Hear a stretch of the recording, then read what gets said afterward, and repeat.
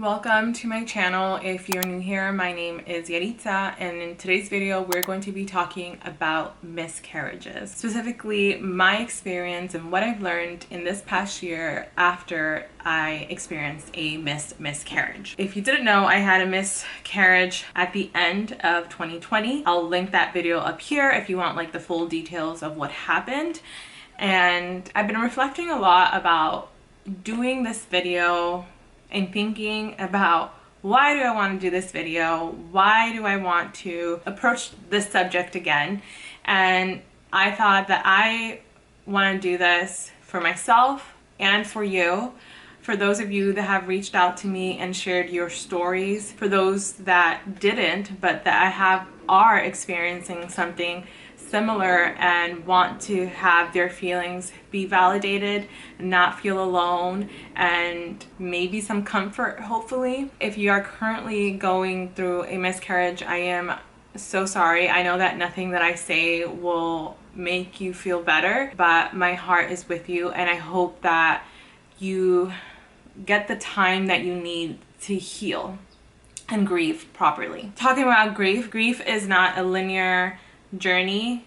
It has its ups and downs, just like anything else in life. I don't know why I still feel nervous talking about this. It's really hard to still be vulnerable, even though I want to do it, because I feel like I don't get to talk about this subject very often, and I want to show up on my channel as authentically as I can. So this is me a year after I made my miscarriage public on YouTube. So what, I guess there's 4 points I think that I want to make. Reflect on expectations.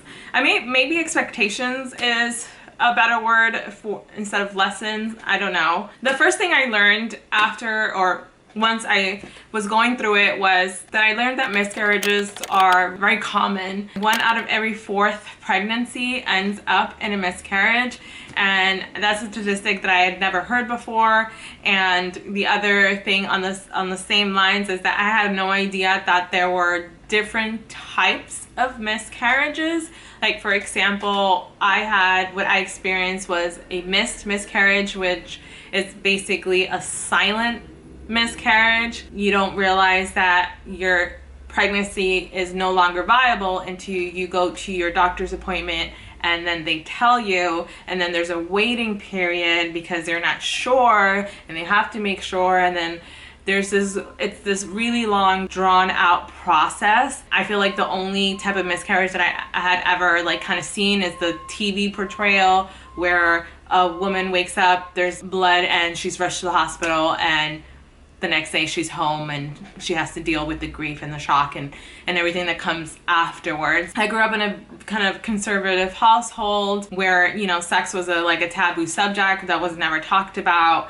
And so the fact that we don't talk about things that happen within our bodies until we're like hit in the face with it, I feel like it's something that I don't want to do if I ever have my own family. Like, I want to be open with my kids from like day one if they're ever curious about anything. But anyway, that was the first thing that I learned a lot about miscarriages, different types of miscarriages, and how common they are, and that there's really nothing that is wrong with you. The next thing that I learned is that people will not know what to say or how to act around you, so they might avoid you altogether, intentionally or unintentionally.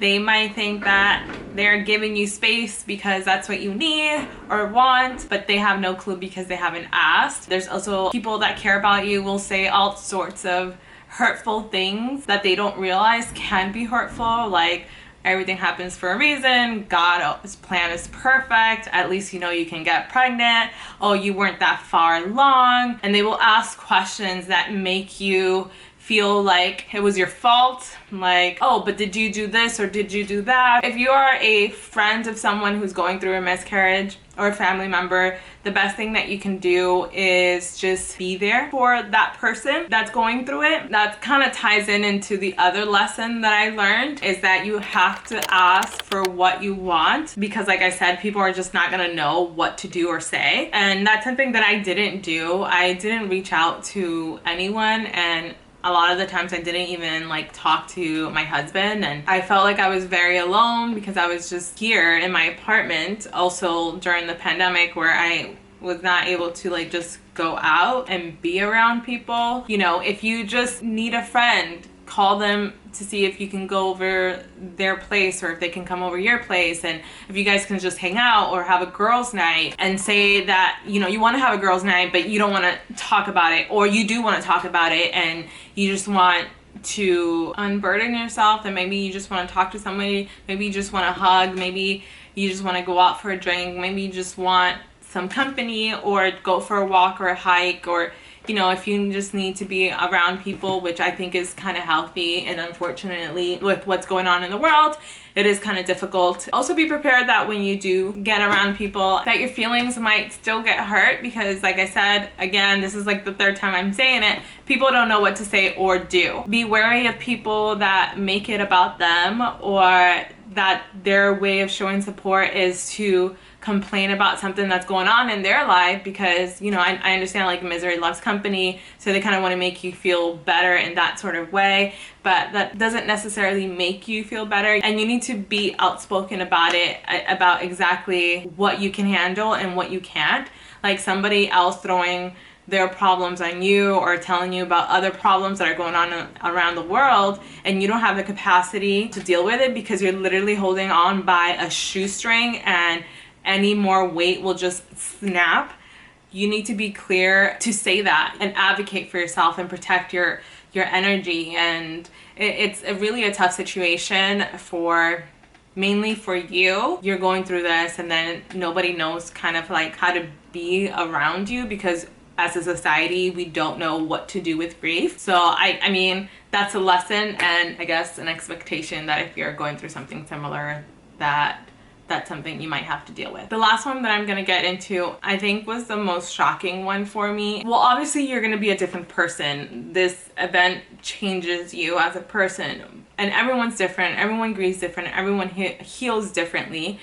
But from my experience, I felt differently around my family and my friends and their kids. At first, like, I really wanted to be around kids, because I was like, oh my gosh, kids are so precious, life is so precious. You kind of like really embrace and know how fragile life can be. But then as much as you're happy for birth announcements or for other people announcing their pregnancy, there's also a certain amount of sadness that you feel for yourself, because you're not in that situation and you were hoping to be. It kind of creates a distance between you and those people. It's kind of like an outer body experience. It's just tough. I still love kids. I love watching my nephew over FaceTime, because my family doesn't live in California, and I wish that I was there with him, like hugging him and squeezing him and like just spending all the time that I can with him. And I still enjoy like spending time with my friends' kids, but it's difficult. I mean, I honestly, if I'm being 100% honest, I don't even know if I want kids at this point. It is a conversation that I had with my husband, and no decisions were made. We are currently not trying, but we're also not preventing. So we're just kind of like, whatever happens, happens. But after I kind of healed, right, a bit, and I was like, oh, I'm ready to start trying again, we did. And just like keeping track of the cycle, and every month kind of going through that emotional roller coaster of, you think you're pregnant and you take that pregnancy test and then you're not, and you know, it's like a heartbreak every month. I was like, I don't want to do this anymore. You know, I don't want the pressure of like trying to get pregnant. I'm just at a point where I really don't know. I mean, like I said, no decisions have been made, but If it happens, great, and if it doesn't, I will cross that bridge when I get there. But I think that we've talked about, you know, possibly adoption later down the road, if that's something that we want to do. So honestly, I don't know if this video was helpful. If you find connection with me, let me know in the comments. I really just thought that I had to continue this conversation because I think it's an important conversation to have. I hope this video connected with whoever needs to hear these words, whoever is going through something similar. Like I said before, my heart's with you. Healing takes time. It's a journey. It's not linear. And I just hope that you really get the time and space to heal the way that you need to, that you advocate for yourself and ask for what you need from those that you love and those that care about you. I love you guys so much. Take care, and I will see you in another video.